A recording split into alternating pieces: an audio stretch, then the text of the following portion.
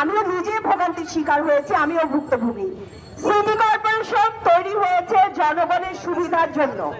আমরা গত 16 বছরে এই বরিশালে কি উন্নয়ন হয়েছে সেটা আমরা সবাই দেখেছি।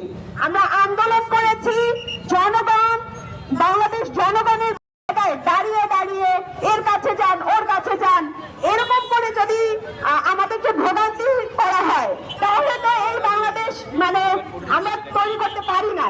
হ্যাঁ, আমরা চাই সিটি কর্পোরেশনে যত ধরনের দুর্নীতি হয়েছে এটার অবসান ঘটবে এবং এই যে মানুষগুলা দাঁড়িয়েছে যে তাদের সকল যৌক্তিক দাবি যেন মেনে নেওয়া হয়। এবং আমি বৈষম্য বিরোধী ছাত্র আন্দোলনের নাগরিক কমিটির পক্ষ থেকে তাদের সকল যৌক্তিক দাবিতে একাত্মতা পোষণ করছি এবং তাদের যত ধরনের হেল্প লাগে, এটা আমি বরিশাল থেকে ডাক্তার মাহমুদা মিতু তাদের সকল যৌক্তিক দাবি, তাদের নগর ভবনের দ্বারে দ্বারে আমিও ঘুরেছি।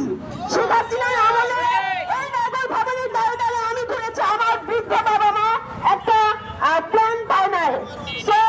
এখানে প্রত্যেকটা মানুষ যারা বৈষম্যের শিকার হয়েছে তাদের পাশে আমরা নাগরিক কমিটির পক্ষ থেকে বৈষম্য বিরোধী ছাত্র আন্দোলন